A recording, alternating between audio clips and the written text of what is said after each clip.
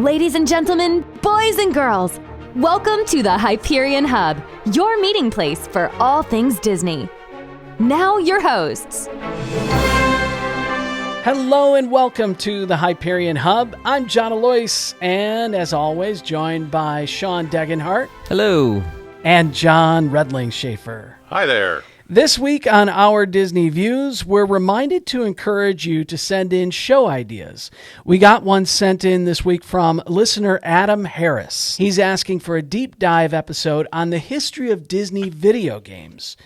We will definitely do that in a future show, Adam. Probably my all-time favorite Disney video game was Epic Mickey for the Nintendo Wii. It has many classic characters, including Horace Horsecollar and the Gremlins from the 1940s comics.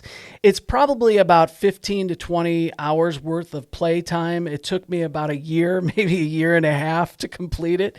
My son sat next to me for like the last month, and we just had a blast seeing all the different characters and everything. And then my wife actually video recorded the last day that we played when we finished the game, and it was a big event for us. I think he's played it twice. Both times was in a week. So it inspired a sequel that has Oswald in it.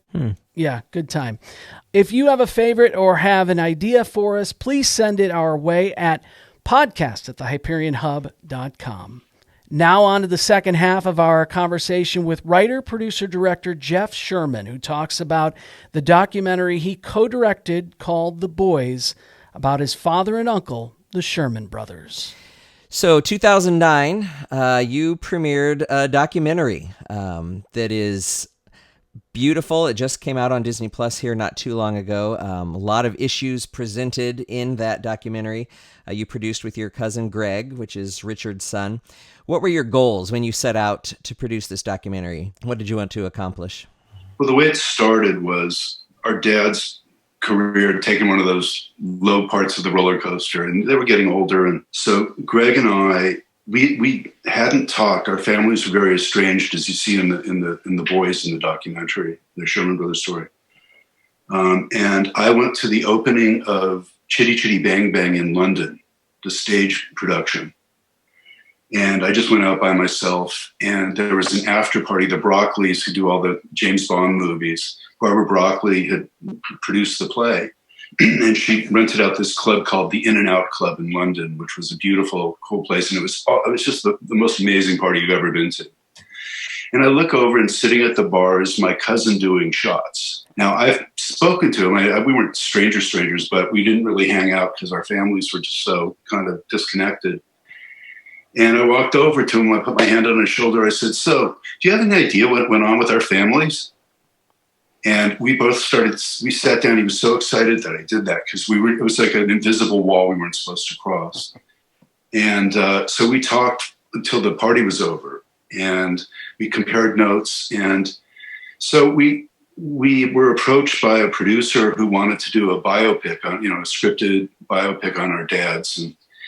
And that fell through, but Greg and I stayed in touch. And one day I took him out for his birthday. The premiere of Mary Poppins on Broadway was going to happen.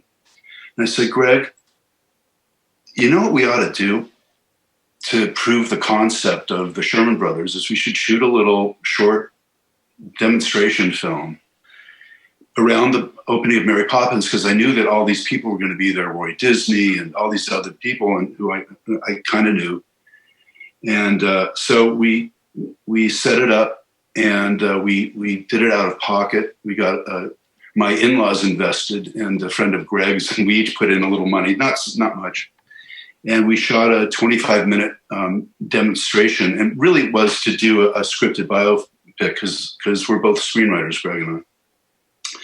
So we showed it to Roy Disney, and we showed it to Tom Schumacher. Roy was, Roy Disney, name over the Disneyland, and Tom Schumacher, who's the head of Disney Theatrical. And they were both interviewed, and they saw it, and they both called Dick Cook, who was the head of the studio at the time. And Dick Cook called my house, and I'm like, he said, I heard you got a good little 25-minute piece. I'd love to see it. And I said, okay. I said, can I bring my cousin? He goes, of course. So we went, and another fellow, Steve Bucksbaum, who's one of the executive producers. And we went over to the private screening room in the Team Disney building, the one with all the dwarfs on it. And it's Dick Cook's own private screening room. There's probably 30 seats in it. And we're sitting there. I'm kind of nervous because, this is big time. And he comes in and sits right next to me, Dick Cook. And I'm like, ugh. He goes, well, and he goes, let's roll it. And as the lights are going down, I said, I sure hope you like this, because if you don't want to do this, we can't do it. And he said, I know. And the lights went down. And the 25-minute piece was actually pretty good. It was a shorter version of the story, which was, the movie was about, the theme I always thought it was it's two brothers who couldn't get along, but met somewhere in the middle with their music, and the miracle of their creation, and that they could do this. And for so long, they did over 50 movies, and they worked together for 50 years. And believe me, it was an estranged relationship. But so I look over toward the end of this 25-minute thing, and I see Dick Cook kind of wiping a little tear off his eye. And he goes, okay, boys. He goes, listen, I want you to come back in tomorrow. We're going to do this as a feature documentary. And I went, we hadn't planned on that, actually. He goes, no, you guys you can do it. He goes, but go deeper and darker. I want to see what happened. I want to know about it. So we went in the next day, and all the departments, I couldn't believe the way they treated this. It was really important to Dick Cook. He did 3 big documentaries at the same time, Walton El Grupo and Don Hahn's movie. Waking Sleeping Beauty. Waking Sleeping Beauty. And he really wanted to get that. He was a guy that had worked on the Jungle Cruises.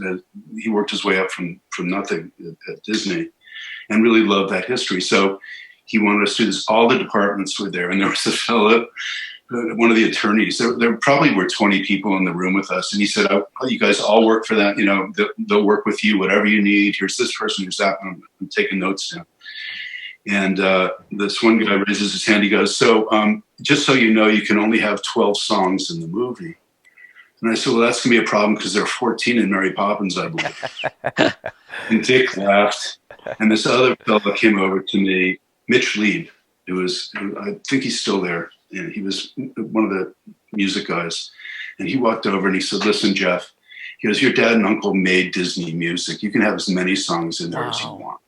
So we ended up having 180 songs. I think it's a record. Oh. When we finished the film, we had to clear 180 songs, because not every one of them was a Disney song. In fact, a lot weren't.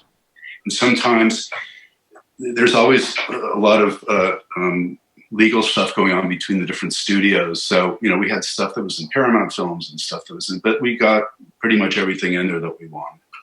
And we had our grandfather songs in too, because my grandpa Al, who was the father of the 2 Sherman brothers, was a big Tin Pan Alley songwriter. So we got a lot of his things in there too. But that took us an extra year to clear all those songs. It was a lot of work. One of my favorite parts of the film is beautiful. It's wonderful, start to finish. And I know you got some great producers involved with Jeff Curdy, and it's just a wonderful story.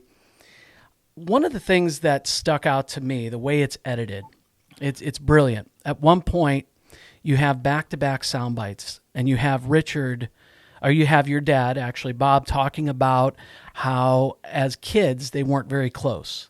And that's butted right up against Richard saying they were very close as kids, and he looked up to your dad. He was his hero.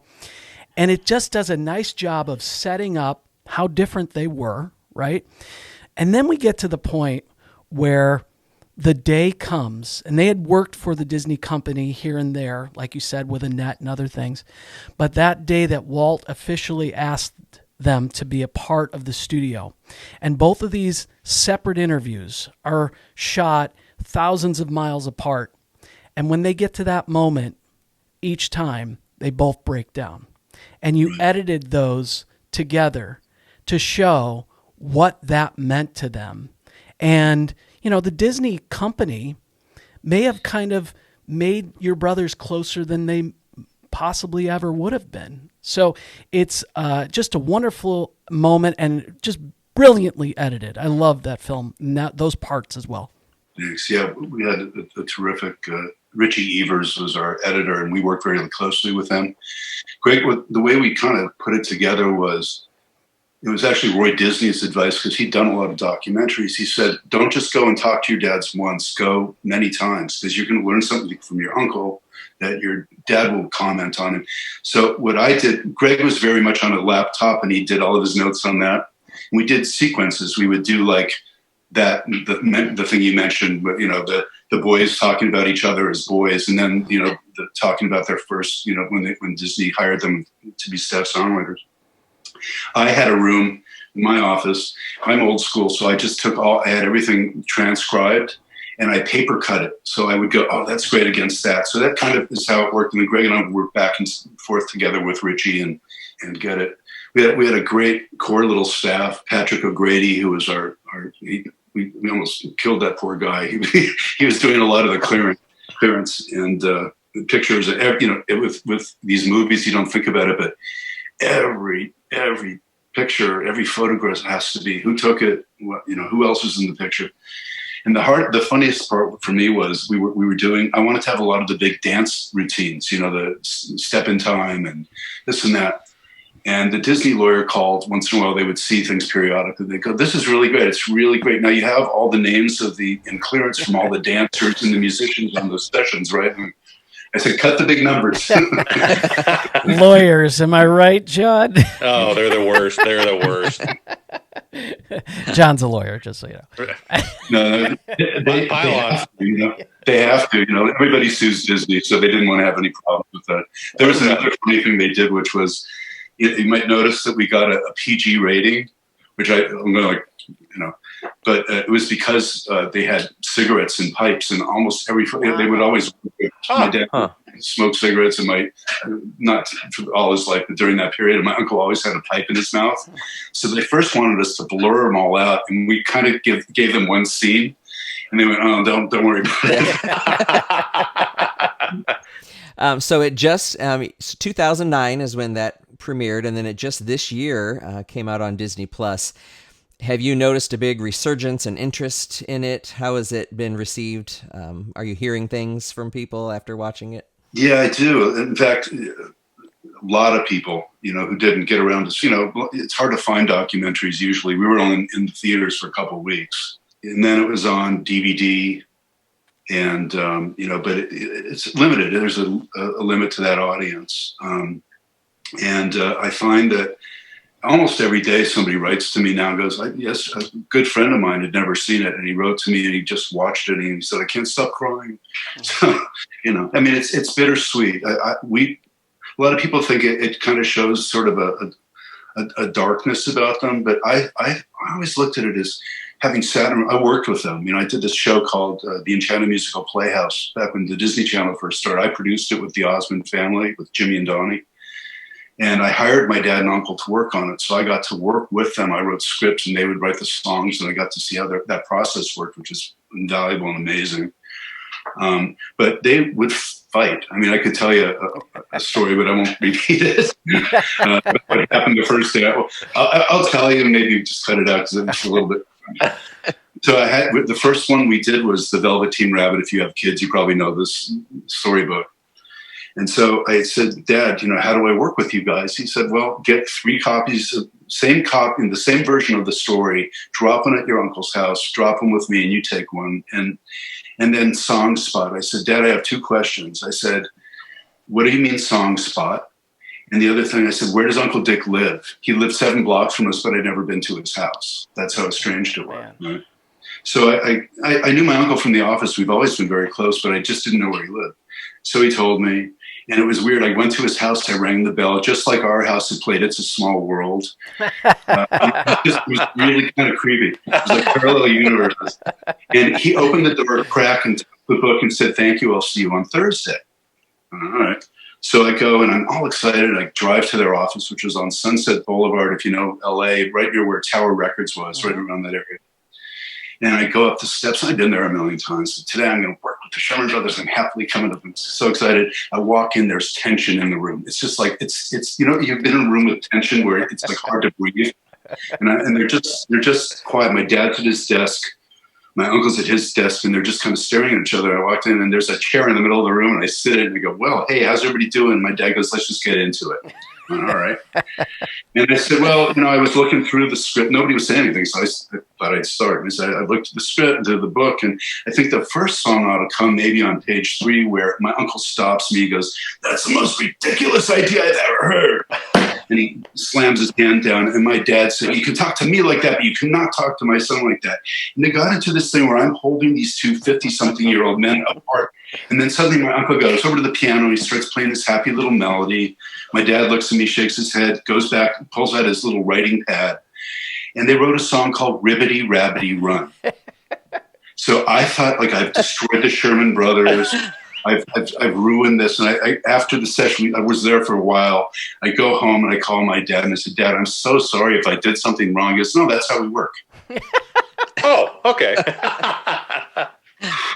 You think about it and look at some of the greatest songwriters, all these close people who work together on a daily basis, and they barely got along. Imagine brothers, for decades. It's amazing. In making the movie, we interviewed about 15 different songwriters or songwriting entities. And the question most of them asked us was, because they hadn't seen the film yet, they didn't know really what the nature of the relationship was. They said, do they actually sit in the room together and write? And I said, yeah. And I remember it was Sheldon Harnick who wrote the lyrics to Fiddler on the Roof and a lot of other wonderful scores. And he and Jerry Bach, he said, couldn't stand to be in the room together. Jerry would write melodies and say, here's a melody. I think it's about your kids growing up, and he'd just go from there. And that was how they worked. And Alan Menken, when we interviewed him, he said, it would be impossible for me to sit in a room with one of my siblings and try to write. I just can't even imagine that.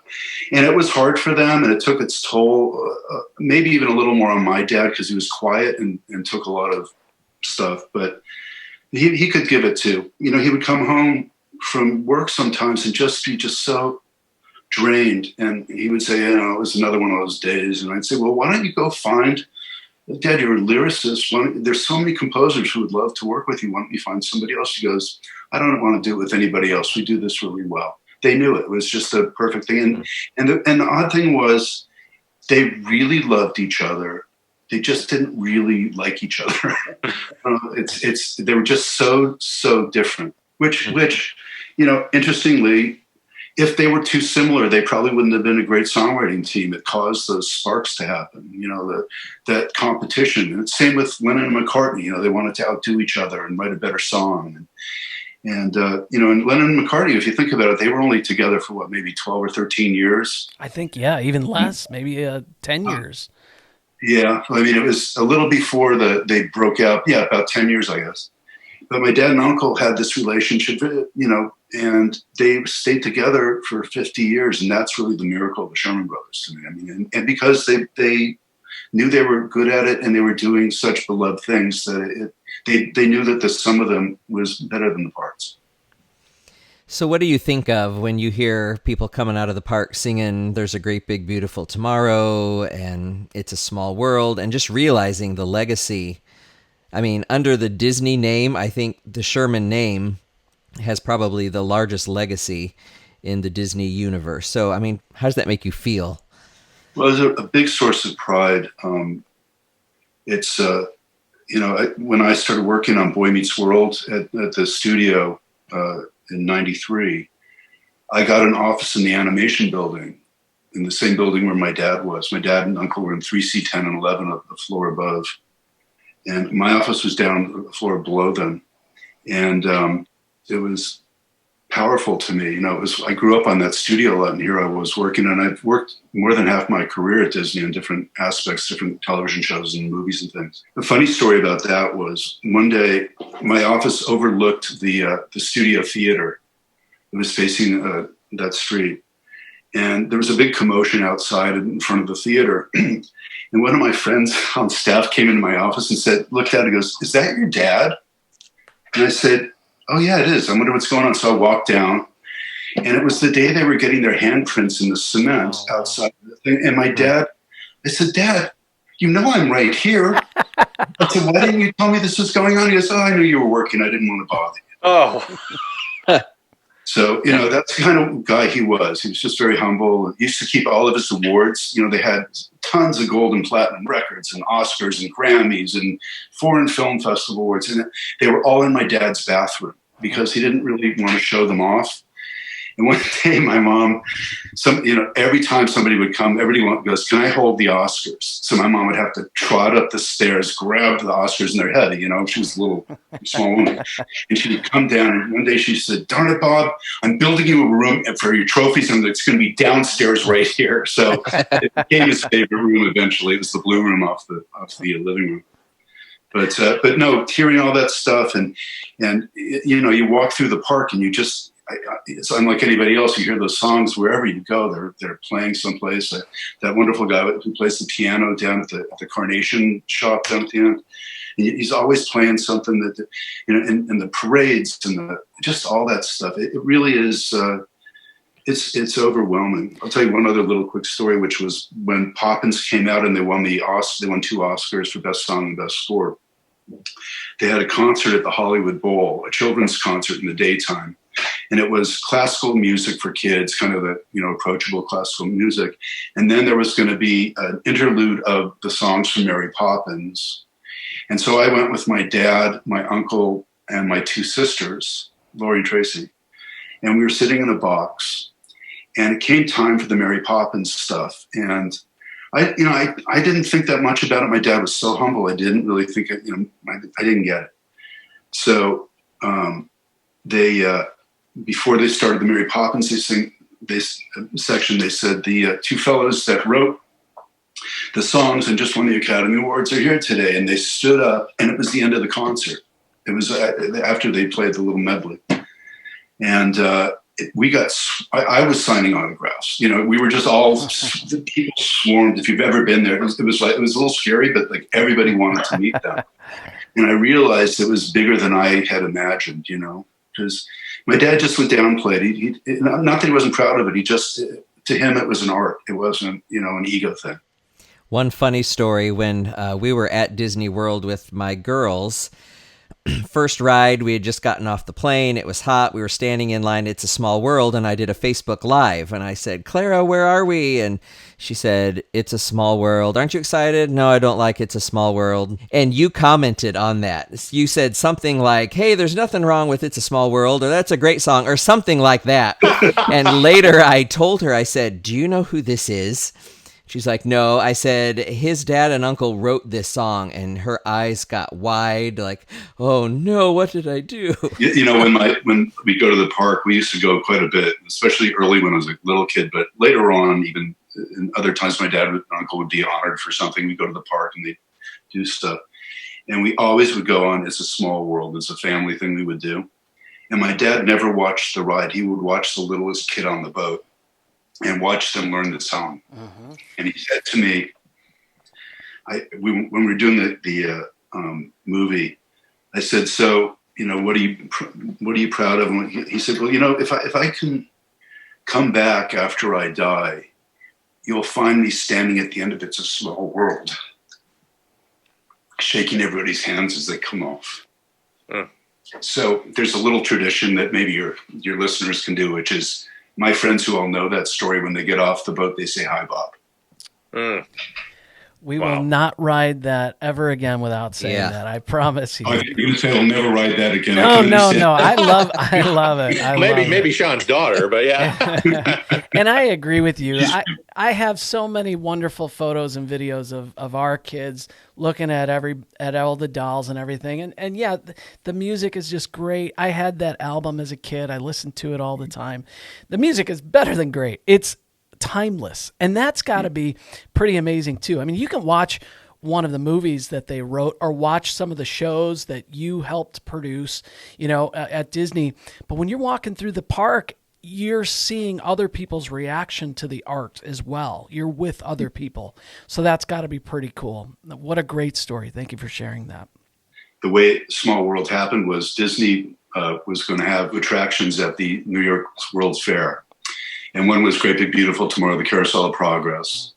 And then he said, I've got another one I'm doing. And come with me, guys. And he took my dad and uncle in his car because the studio is a little distance away from WED, where they design all the theme park rides and attractions. And he drove them over there, and they had a mock-up of Small World. And it was all the kids. The original concept was all the kids were going to sing their national anthems. And so they had a mock-up of it, and Walt signaled somebody, and they turned it on. And my dad said it was just, you couldn't be there. It was just horrible. And Disney goes, stop it, stop it. He goes, I want one song that we're going to translate into different languages. And I want it to be like Row, Row, Row Your Boat. So it kind of goes around in a circle so we can just continue it. And so they went back to their office and they wrote a slow one, medium one, and a fast one. And I think it's the fast one or the medium. It's not the slow one. And they wrote it that afternoon. And it just that's how they were. They could just do that. They went into the mindset of being able to do that. It's amazing. And didn't they want to donate all of their royalties? Yeah, Walt, after he heard the song, they were driving with him again.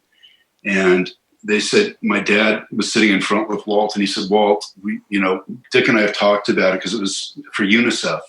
And he said, we want to donate all of the proceeds from our royalties to UNICEF. And Disney pulled off the freeway onto the shoulder, and he turned to them and he said, you are not going to give the royalties. They're making enough money on this without that. And this will put your kids through college. So thank you, Walt.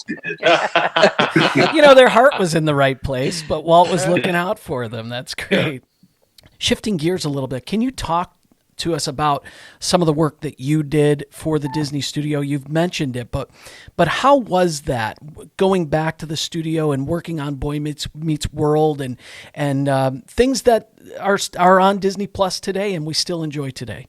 Well, it was always special to me to work there. Just walking on that lot, it hasn't changed. Except there's no back lot anymore. But the basic, when you walk down that central part, the main street, it looks basically how it did when I was a kid. And they used to have ping pong tables, and they had a band that would play at lunchtime. That was all the studio employees. It was like a really cool little college campus.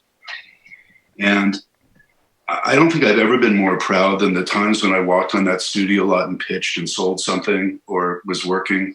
When I was working on Boy Meets World, the Matthews, all of our sets, they had taken stage 2 and divided it in half because we didn't, you don't need that big of a space. It's a huge stage. And I would sit in there when everybody else was gone and just remember that I was there as a kid, and just that they shot Mary Poppins in there. That was Cherry Tree Lane. And I would touch the walls, and I would just go like it's that, having that kind of history with it was always special to me. And when I did the Enchanted Musical Playhouse and I got to actually work with them, we did 4 of them. There were little half-hour specials, and we did Steadfast and Soldier, which I wrote the songs for, and I got in on the coattails a little bit, but I was able to do it. And we did a bunch of things there. There's something I did a show called You Wish that lasted for a little while on ABC for them, and I've done tons of development for them and movies and just about everything. But it always is, the other places are fun to work, but that's a special place because you feel like, I can walk there and my dad's hands are in that pavilion, he's right there. And almost every day I would go over there at lunchtime and I'd go over and look at that. They used to be in the cement, as I mentioned, in front of the studio theater, but they removed those and they instead have that new pavilion out. It's not that new anymore, but the Legends Pavilion. The Legends Plaza, yeah. So I go there and you can put your hands. For years, I wouldn't put my hands in my dad's hand, and I thought it was wrong to do for some reason. And finally, somebody talked me into doing it, so I did it. So what are you working on now? Well, I've been doing a bunch of stuff. I'm also a composer, and during this pandemic, I've been composing a lot of stuff, which I'm going to send to Sean, actually. I want him to hear it. And I've been writing a book. Some of these stories are in it. Other things, my own career stuff that's there. It's called Spiraling Upward. For the last 3 years, I've been developing a stage musical based on the quick rise of the band Three Dog Night, if you know them. Wow. If you remember them. Just a bunch of different things. A really fun thing for me right now is my first best friend. He lived before Dad worked for Disney. We lived in a tract home in Northridge on a little dead end street. And about 2 doors down was a kid named David Titcher, who became my best friend. He was six months older, and I thought he was so old. Anyway, but he was like really mature, but he was my best friend. And we've stayed in touch off and on during the years. He went to UCLA Film School too. We have a lot of the same interests, and we're developing a TV show together right now. So, which is really fun for me because it's like, that's the cool. I mean, all my birthday films were always like sitting next to each other. He's that guy. So it's really fun too. As personal as they were for you, obviously, for your dad and your uncle, they mean and have meant so much to the rest of the world. And I just can remember very vivid memories of being a kid listening to A Spoonful of Sugar with my mom, and my parents who've both passed. And to think now I'm talking to the person who inspired that story in that song is just an absolute honor and a privilege, and one of the main reasons why we wanted to start this podcast. So thank you so much for joining us. Absolutely. It's my pleasure. Well, Jeff, thank you so much for joining us. This has been an honor for us. Look forward to talking to you again, and thank you so much. You bet. Thank you. Wonderful stories. You can share your Disney stories with us at podcast@thehyperionhub.com. If you're listening to us on Apple Podcasts, please rate and review us so more people find us. Thanks for listening, everybody. We'll talk to you next week. We're glad you could join us. We'd love to hear from you. You can email or send us a recorded audio message at podcast@thehyperionhub.com. Find us on social media on Facebook, Instagram, and Twitter. The Hyperion Hub is not affiliated with the Walt Disney Company or its subsidiaries. We'll meet you next time at the Hyperion Hub.